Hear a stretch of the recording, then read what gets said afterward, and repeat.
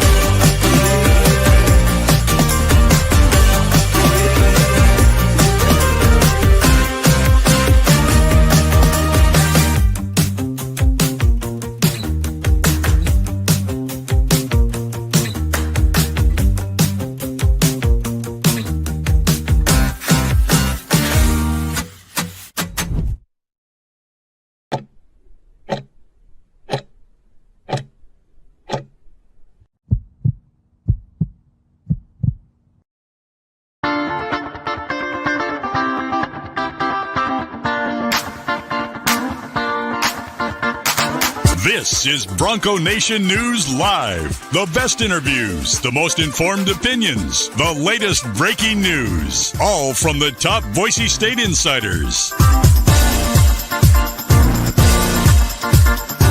Bronco Nation News Live from BroncoNationNews.com is presented by RowPaint.com, the official paint and coatings company of Boise State Athletics.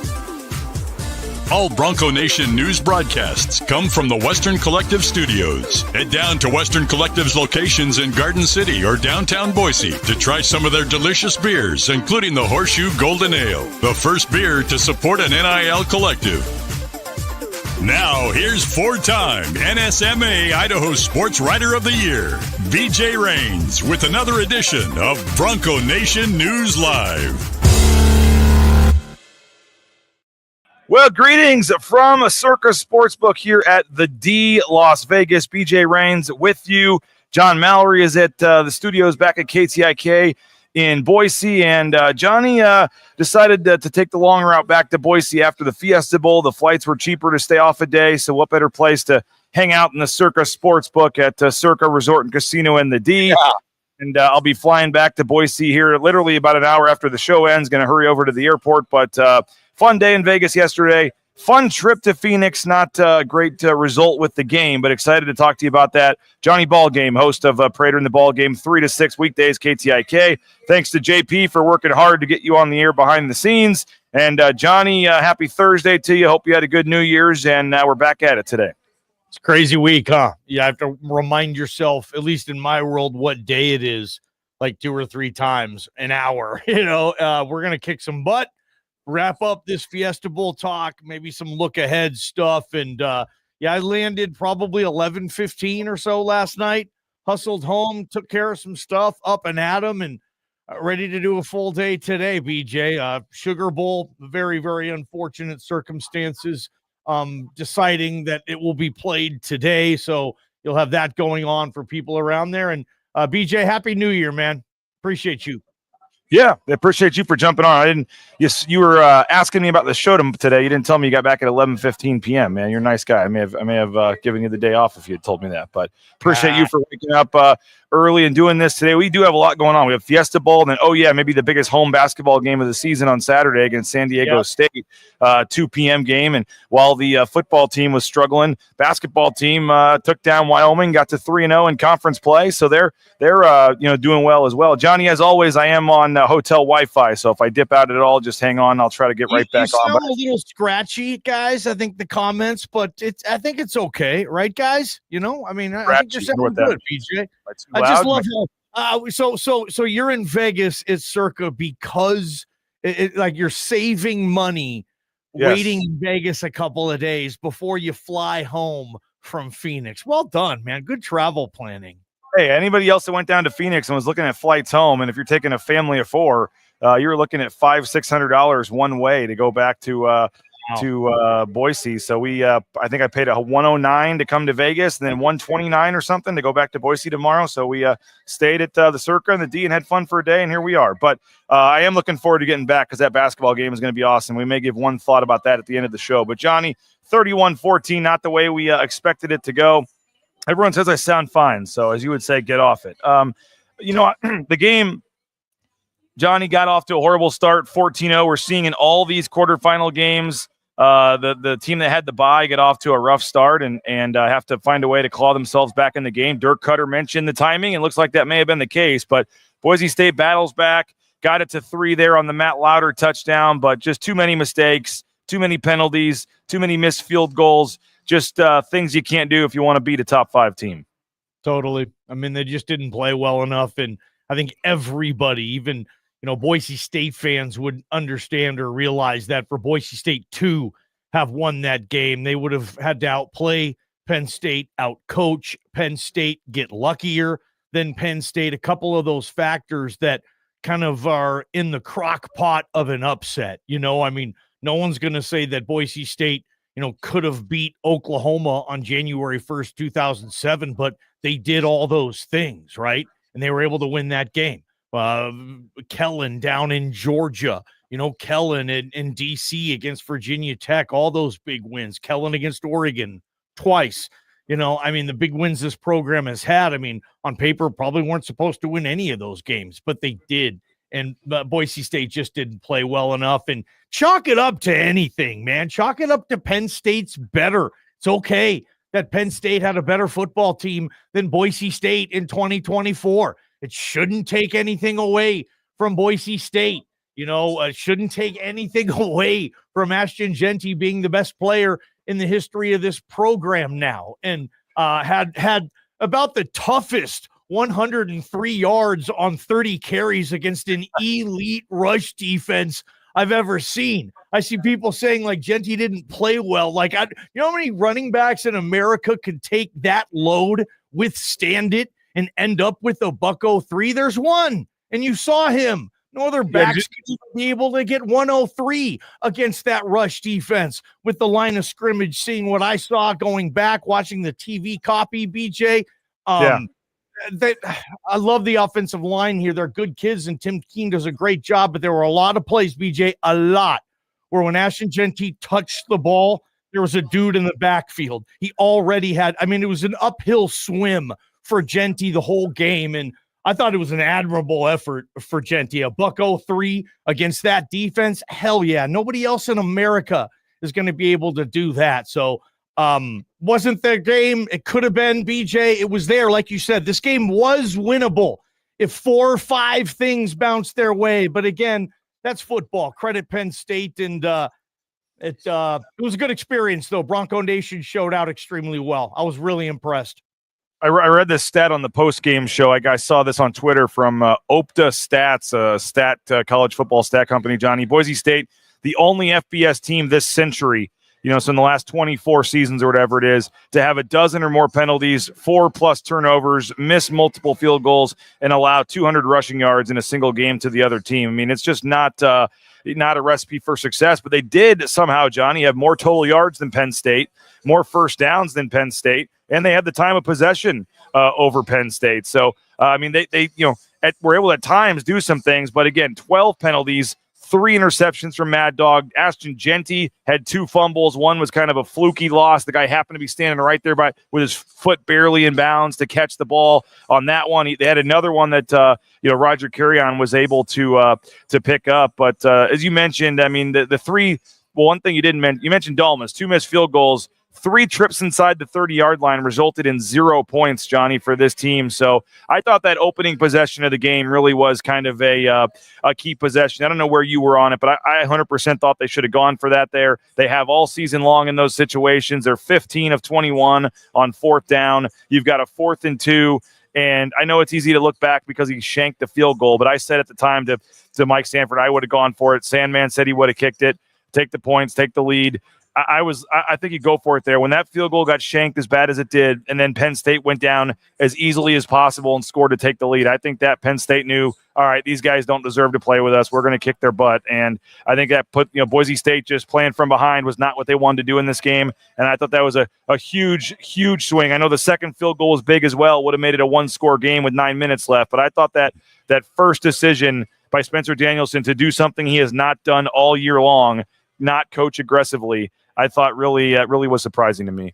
I'm okay with it. I agree with Sanford, BJ, for me in that situation. Of course you do.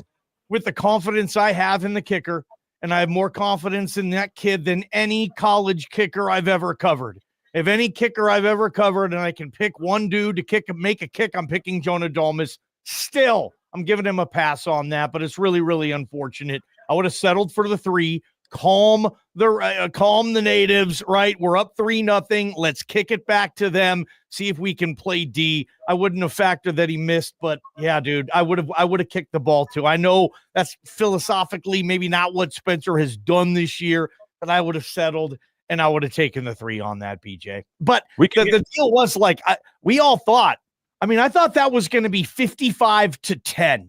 I really did. I was like, this is the worst possible situation. And it was like that all 3 games yesterday. If we ever want to get to that, teams were punch drunk in the first quarter. You had teams with 11 days off versus teams with 25 days off. And that was, I feel, massively evident. Nobody's fault, whatever. You still got to figure out a way to overcome that stuff. But I thought that was big too. But I think if Jonah makes that kick, sure, it settles things down just a little bit. But that was a buzzsaw early, and it's kind of interesting. The stats ended up how they were. If you watch the first 20 minutes, 10 minutes of that game, you're thinking, okay, there's no possible way this thing's ever going to be close. And it was.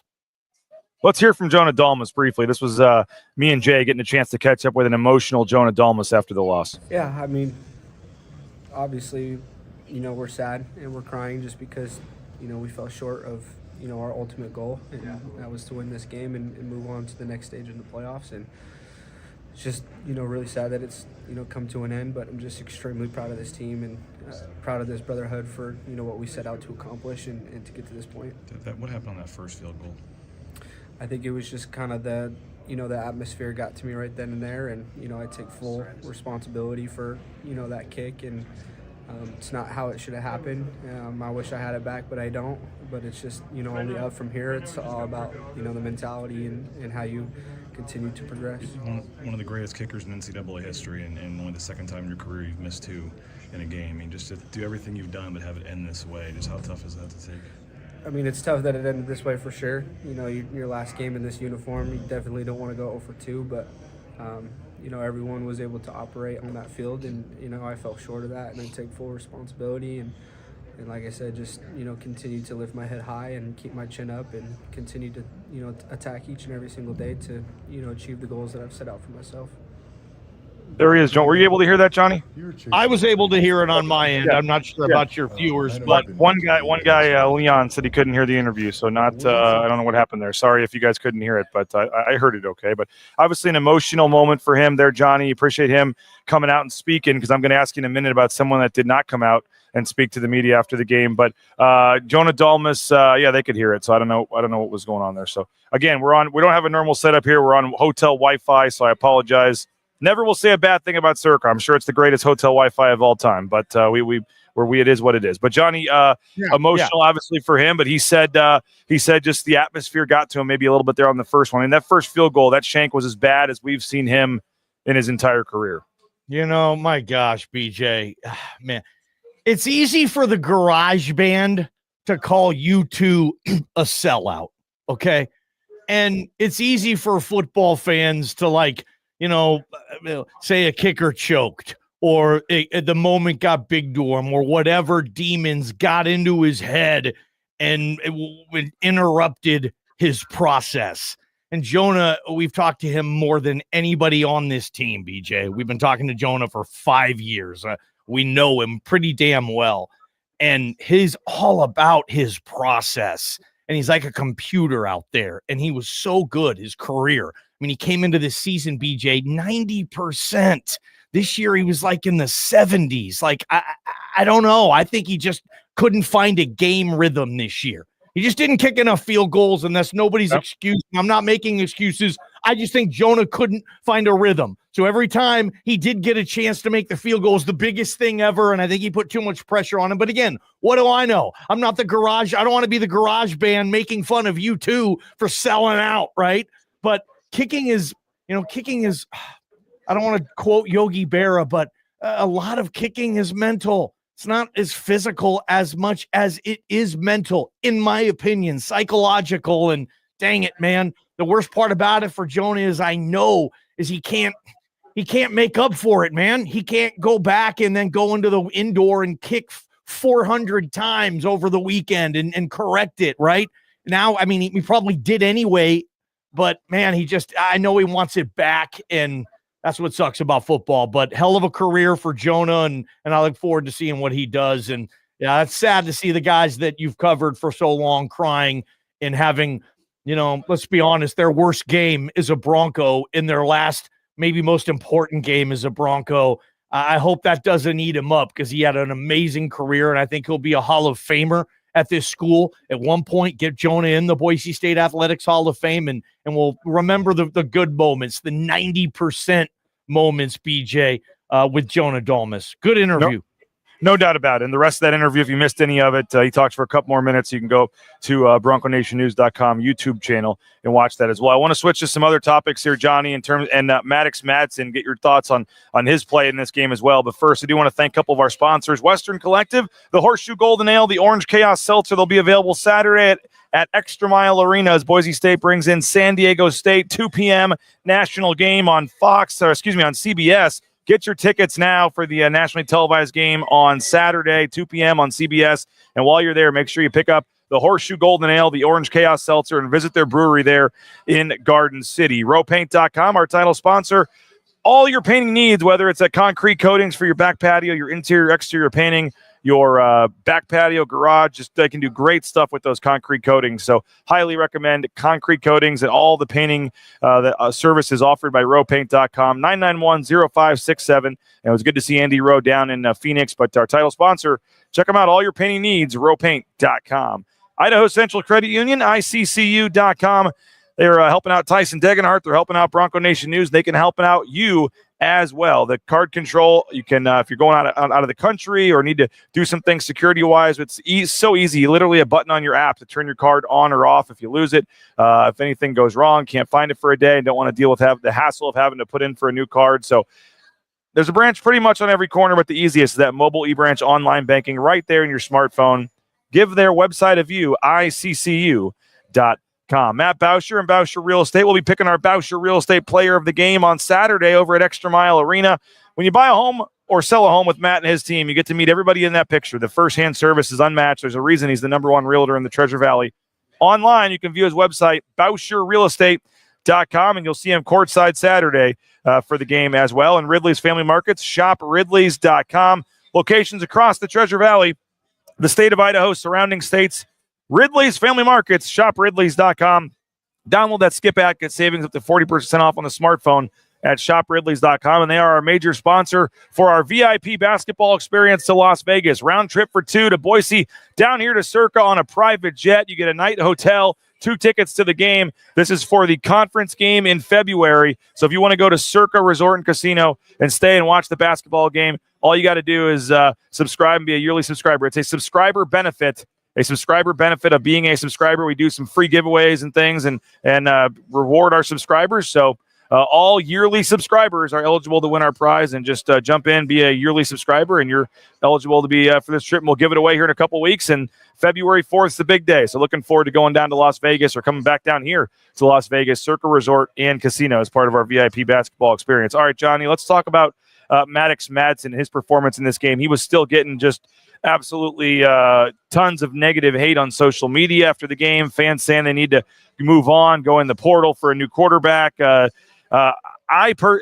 know people say I'm the president of the Maddox Madsen fan club or PR team or whatever you want to call it. I said back in the summer in August, I wanted to see Malachi Nelson. So I don't know where this comes from, but I don't know where this comes from. When the guy plays well, you're obligated to say that he played well. But I thought I said at times it would have been exciting. I just said I didn't think with the record and things they were doing at the time, it would have made sense just from a football standpoint to make the switch. But I thought he played pretty well, man. 300+ yards. Sure. He was making some really good throws. People are going to look up and see all the interceptions at the end of the game, but I thought at least 2 of those were in desperation mode where he was, that's fourth quarter, you're trailing by double digits, you're just trying to make something happen, and maybe you don't make that throw normally, and you're trying to get something there. I thought Maddox Madsen was reason 78 why they lost this game. Did he complete 100% of his passes? Did he play the perfect game of all time? No, but I thought given the pressure from Penn State's defensive line, given what we've talked about, given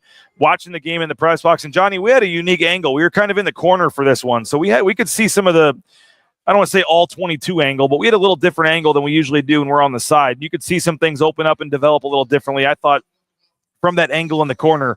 And I thought Maddox Madsen played a pretty good game. And I'm not going to pin this loss. As I said, it's not one of the top 5, 6, 7 reasons they lost. But I was surprised to see some of the hate that Maddox Madsen got post-game. Gosh, I wish Trell, who's as sure-handed as anyone, comes up with that grab inside the 5 there. Give the doggy that completion, too. And if they punch it in there, Genty probably gets a touchdown. I think that drive ended with the Jonah Dolmus miss. Correct me if I'm wrong on that. I think that was the same drive where Prince Strawn scored. The penalty brought it back. Then they switched to start the fourth quarter to the other end of the field. And then, yes, they missed that. And then he missed the second field goal that would have cut it to 7. Yeah. I want that Trell catch back. I know it's not an easy catch, but Trell's a good receiver, and he needs to make that catch. And he knows that, and everybody knows that. But I wish he could have had that back. If you're not content, if you're not satisfied, if you're not pleased, I think, with the way your quarterback played, Bronco Nation, okay, you are never going to like him then. Maddox Madsen could walk on water, and you will make fun of him for not being able to swim. I mean, you're just done with it, and that's fine. And, BJ, I've been thinking a lot about this. Like, is it just 15 or 20 McGillicuddies that are talking about Mad Dog like this? Is it more? Are we in the media doing a disservice, highlighting a very, very, very small percentage of people that aren't, that are never going to stop with the anti-Maddox Madsen rhetoric? I don't know. Are we doing that? Should we just move on? Because, career now, he's got 32 touchdowns, 9 interceptions. That's on average, guys. Every 100 pass attempts, he throws 1.7 interceptions. He's 13-2 as a starter now. He started the New Mexico game last year. He got hurt, but they ended up winning. He started that game. Like, I don't know, man. BJ, I think in the leadership, guys, next year you're getting a better version of him. Why? Because he's going to be in the building. He's Ted. He's there every day, and he's going to get better every day because that's what Spencer Danielson does with these kids. I've seen it, man, and he's going to get better, and next year you'll get a better version of Madsen. I don't know if that's going to satisfy. It should, in my opinion, but, yeah, I think he played terrific. I hope that everything's stable with this offense and whatever they do with the OC change, and Maddox Madsen's ready to go into his junior year, BJ, leading this team and trying to win one more Mountain West title on the way out. Now, I did want to bring this up. Kurt Fuller here in the ICCU YouTube chat says, why didn't we hear from him after the game? Mike Sanford had a big problem with this. I'm curious where you are, Johnny. All players were made available anyone that played in the game was made available to the media. You could go in the locker room. If you did not have a camera, if you were just a print reporter, you could go in the locker room and try to find who you wanted. If you had a camera like myself, you waited in a room to the side. You said who you wanted. They would go and get them and bring them out. And through a team spokesman, Maddox Madsen declined to speak with the media. So me and Jay and the others in the TV room, Maddox Madsen declined to speak to the media and didn't talk to anybody. I don't believe talked to any of the print guys in there as well. So Mike Sanford had a big problem with that. You're the starting quarterback of this team.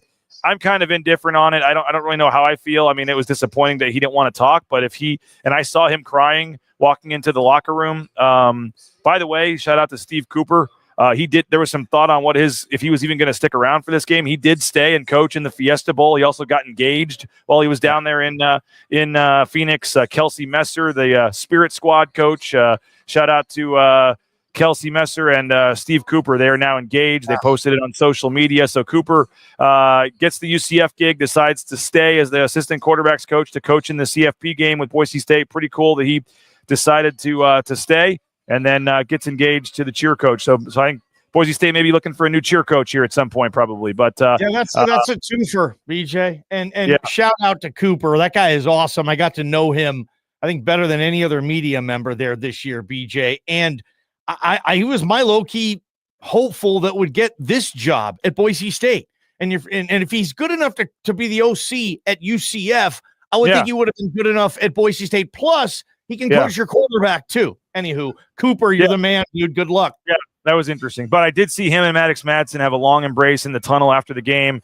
Maddox Madsen was in tears. A lot of the players were in tears, but Maddox Madsen was emotionally I would say in a tough spot walking off the field. So maybe he just didn't feel like he had the composure and to come talk to the media. I don't know. We don't know what's going on, but the fact that every player was, he was given the opportunity to speak with the media, was told the request for him, and he said, I don't want to talk. I know there's probably more to it, like I said, so I hate to just bash the kid without knowing all of what was going on. But Sanford had a big problem with that. Where are you on your starting quarterback not speaking with the media after a loss? I totally understand where Sanford's coming from. I mean, he's a head coach. He's an OC. He's a quarterback coach. And there are certain requirements that come with the position.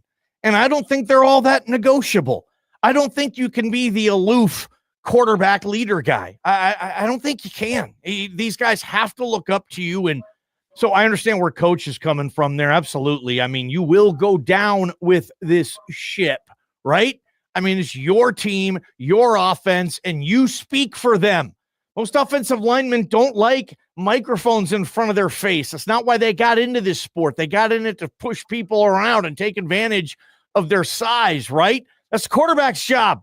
He speaks for everybody. I promise you, next time I have an opportunity to talk with Maddox Madsen, I'm going to ask him if he regrets that decision.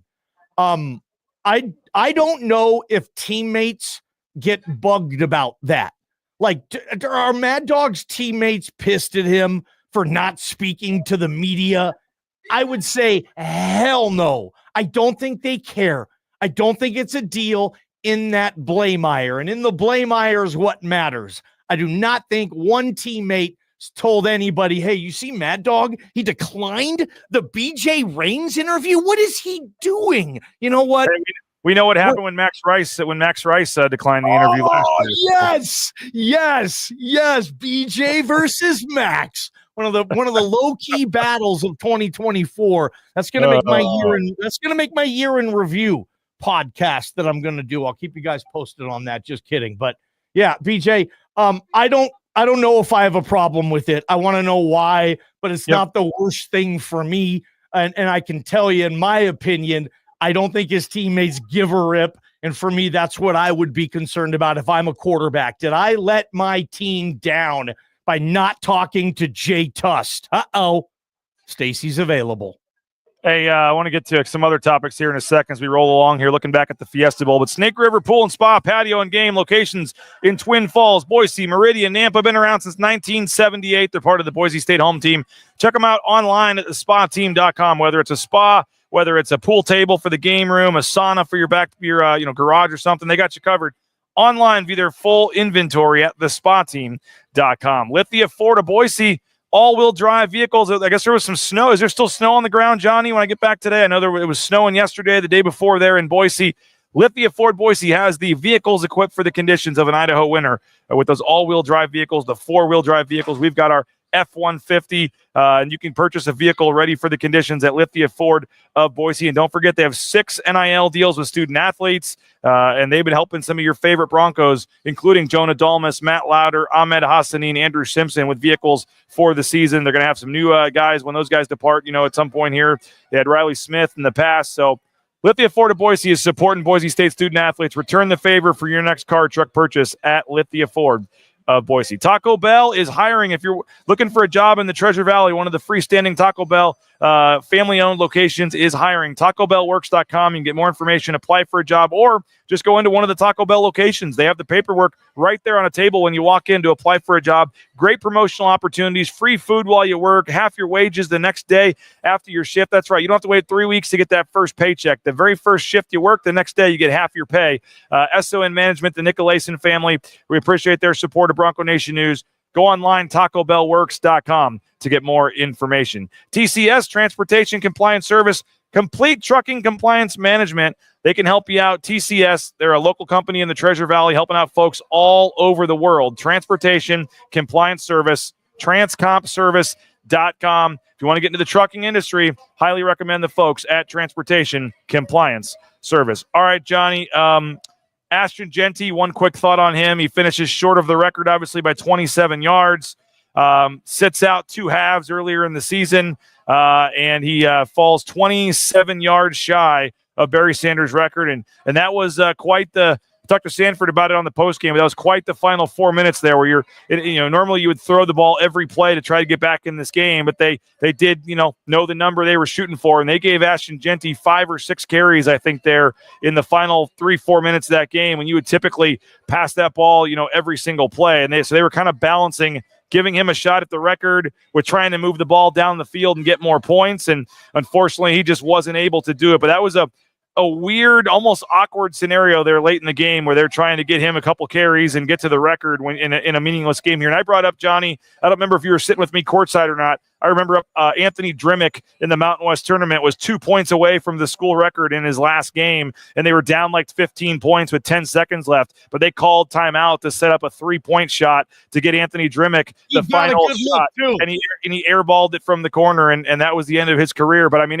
it felt like the last shot of the game. It was going to mean something or whatever, or for the win, and they're down 13, and it was for the record. It felt a little like that to me in the press box. You're losing by 17, but you're trying to get Ashton Jeanty 27 more yards any way possible. What'd you make of that? And him unfortunately coming up short of the record. Still a hell of a season, 2,601 yards, number 2 in a single season in history.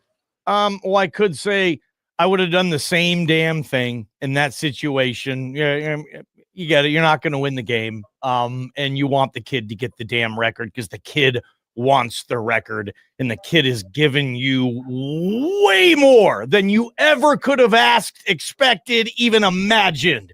And you want that damn record for him, that too. I could also say, okay, since when did giving the ball to Ashton Jeanty mean we're not trying to score? All of a sudden, it's like, wait, what? I don't care how far I need to go. If it's 99 yards, I'll still give the ball to number 2. And he can go 99 yards versus me trying to find one of these receivers to go 99. I mean, you could still quantify it or explain it that way. Hey, we're still trying to score. Yeah. We're getting the ball to our best player. Yeah. We're in the Rockies. I had 2 pairs of gloves on. Duh. So I can say that too. Didn't have a problem with it. I wish you would have got the record. I kept waiting for one to pop. It didn't. Credit Penn State. They bottled him up. I mean, there's going to be games, guys, in the NFL where Jeanty's going to have 27 carries for 64 yards. They're going to 8-box him, and they're going to set the damn edge, and it's really, really hard. And you saw them try to run that sweep at one point to go outside. That was the worst run of the night. It wasn't there. It wasn't there all season. On the outside, everybody wanted to play Tecmo Bowl and do like these Lombardi power sweeps. We're going to run this play in the alley. And that's just that wasn't working 2,600 yards the way they did. I know most people wanted to see Jeanty in all these different ways, but I wish you would have popped one there, BJ. I would have done the same damn thing Spencer did. If he wants it and he's out there, we're going to give him the ball. I know some people say, hey, with Barry Sanders only playing the 11 games, not counting the bowl game and all that, like maybe Barry Sanders with what he did deserves to have that top spot still. Jeanty played 4 extra games, but he finishes second. He still gets over 2,600, so he's now second all-time single season record, 2,601 yards.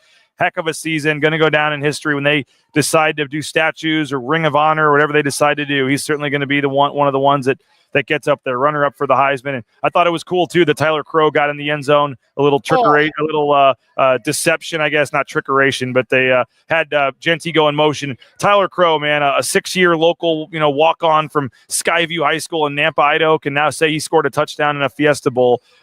Pretty cool deal for him, so I was happy for him. Defensively, Johnny, any takeaways from the defense? We're getting short on time here, but I know obviously there was some that Tyler Warren, man, had a heck of a game. I talked to Ty Benefield after the game. You can hear that interview on the YouTube channel. He got emotional as well. But they just too much Tyler Warren in that running game. I thought too many missed tackles, man. I said it on your show last week. I was concerned with the tackling with a 3-week layoff, and I thought just they had too many chances to get him down for a 1 or 2 3-yard gain, and one guy would miss a tackle or the guy would slip away and turn a 2-yard gain into a 7-yard gain, and that happened a lot, I thought, and Boise State just couldn't do enough to slow them down.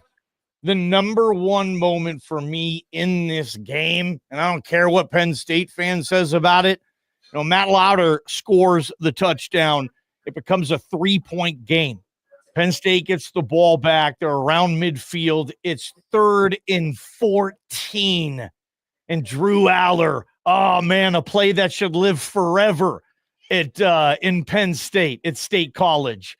Scrambles up the middle and gets 15. I mean, the back breaker, man. That, to me, was where the game – Boise State almost got the ball back, 3rd and 14, and the kid got 15 on that play. That is, to me, is where it flipped. Defensively, I'll probably get into this more on Idaho Sports Talk. Again, BJ, you don't have a lot of time, but for me, defensively, it's like keeping some of these guys. I'd be worried about the portal. What do they have, 3 days left and counting? Like, can you get JVM to stay? Is Benefield going to stay? Can you get Amari on McCoy to take advantage of this JUCO rule and come back with you, not go portaling somewhere else?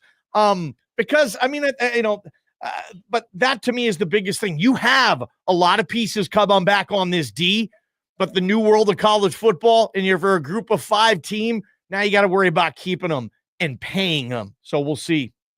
Hey, if you need any of that Ashton Genty gear before he heads off to the NFL, they got you at the Blue and Orange Store. The blueandorangestore.com has all your Ashton Genty gear, and they do have the Fiesta Bowl gear, the Mountain West Championship gear as well. So check out the Blue and Orange Store online at the blueandorangestore.com. And now that we're into January, Johnny, every time the basketball team scores 70 points, you get a hot dog and a soda for $2 at Jackson's. They've got NIL deals with Tyson, with Omar, with Andrew Meadow. So as we, we'll keep talking football, but obviously we'll talk some basketball moving forward. $2 hot dog and a soda at Jackson's when the basketball team scores 70 points moving forward. We appreciate leanfeastmeridian.com. Speaking of food, 10,000 plus combinations. They deliver anywhere in the Treasure Valley, and it's all customizable. Check them out online, leanfeastmeridian.com, and we'll take your post-game voicemails, courtesy of the Signature Roofing voicemail. And we'll take your voicemails anytime. We had some great post-game ones, but if you have any pre-game, post-game throughout the week, speakpipe.com/BNN. You can leave us a voicemail, and we'll play them on a future BNN show, and it's brought to you by Signature Roofing. They've been covering our community for more than 20 years. Check them out online at mysignatureroofing.com. Whether it's a repair, a re-roof, an inspection, an estimate,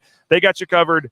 Signature Roofing, mysignatureroofing.com. All right, Johnny, final thought from you. Let's get one basketball take. San Diego State in town. And again, we'll spend all of, I think, the next kind of week wrapping up football, talking about this game. So I might get more of your 2025 thoughts next week. We'll see what happens with the portal. You're right. Some key guys could enter today or tomorrow. It's, pins and needles, I'm sure. And you guys will be all over that on Idaho Sports Talk. So we'll have plenty of football coverage. But biggest home game of the season on Saturday, San Diego State in town. Boise State quietly has won 5 games in a row. They're 3-0 in Mountain West play. This is their biggest home game of the season. San Diego State would have been ranked, but just gave up the game at the end and lost by 1 to Utah State at home last week. But still a pretty good San Diego State team coming in here. And 2 home games in a row here. San Diego State, UNLV on Tuesday, a chance for Boise State to get to 5-0 in league play. The Ken Pom net numbers aren't great because Boise State's not really blowing teams out, but they're getting some wins. They're 11-3. They've got the St. Mary's Clemson wins. Overall, they're not in a great spot, but they're not in a terrible spot. Just kind of where are you right now heading into the biggest home game of the season? Well, I think the Mountain West has established itself as hopefully minimum 3-bid league. So versus the Ken Pom stuff, if you can finish, in my opinion, in the top 3 in the Mountain West, I think you're feeling with a decent run in Vegas. I think you're feeling okay. about getting in the tournament and where your resume is being built right now. Is this game sold out yet, BJ? No. Okay, I hope it is. And this fan base is emotional, and I don't know where he is or what it is, but is there a chance Spencer Danielson, Ashton Genty, Jeremiah Dickey, Mad Dog, whoever is at center court at halftime of this game saying thank you to Bronco Nation for one hell of a season? Can the basketball capitalize off that emotion? I'll tell you this, the emotional fan base, and it sucks, but if Boise State is blown out in this game with the irritation, this fan base is irritable, BJ. I mean, they would love to take out some of that aggression, I think, on this basketball team if it gets its ass kicked against a good San Diego State team on Saturday, which will be unfortunate, but which will be great for the BNN Lithia Ford post-game show because it's BJ versus Bronco Nation. BJ, it's the Jackson's post-game show in 2025. Jackson's post-game show. Jackson's, love it, man. Hey, dude, I just bought an energy drink from Jackson's today. I think everybody can tell. There you go. But if they win it, then all of a sudden, okay, here we go. Leon Rice, you're going to get to 4 straight NCAA tournaments. The ride is on. Can't wait for Saturday, man. Yeah, I would just say that everybody freaking out about that Boston College loss, and that's the one loss. It's a bad loss, quad 3 loss. There's no denying it, but it was literally a fadeaway 3 in the corner. And if that shot misses, you're feeling so much better at 12-2 and no bad losses and 2 good wins. And that one loss, I think, is just kind of sticking with people. But this is kind of what they've done the last couple of years: lose a bad game early and then kind of turn it on. And so here they are at 5 in a row, a couple of big home games coming up, and a chance to really make some hay here. So hopefully we'll see everybody Saturday at Extra Mile Arena. Enjoy the what time's the start in Boise for the Cotton Bowl today? Is that 2 o'clock? 2 so they p.m. can watch that with their sound. Watch that with their sound down, and the Sugar Bowl. Yeah, the Sugar Bowl. Watch that with their sound down and listen to Johnny and Prater on Idaho Sports Talk today. I know you guys will be all over Johnny, the Fiesta Bowl, and looking back, looking ahead, monitoring the transfer portal. 3 to 6 today on Idaho Sports Talk. Thanks, guys. Appreciate you, BJ. Appreciate Bronco Nation News. And, guys, start of the year, you're working your budgets. Go to bronconationnews.com, top right, click the subscribe button for $50 for an entire year of all this stuff. And I'll let the cat out of the bag a little bit for BJ. I will be doing more subscriber-only programming as we move forward in 2025, too. So some special editions of Ball Talk and all that stuff. $50, guys, for an entire year. It's an easy peasy, BJ. Appreciate you.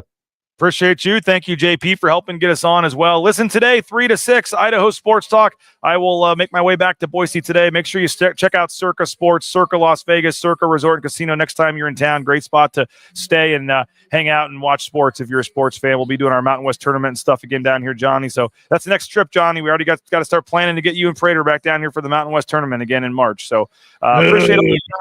Check out Idaho Sports Talk today. Check out BroncoNationNews.com. Thank you to all of our great sponsors. RowPaint.com, our title sponsor. Johnny's in the RowPaint.com studios. I'm in the Western Collective studios here in Las Vegas, and we will talk to you guys later. Bronco Nation News live from Las Vegas. We make our way back from the Fiesta Bowl. We'll be back in Boise tomorrow. See you on Saturday at the basketball game at Extra Mile Arena. Bronco Nation News live, BroncoNationNews.com.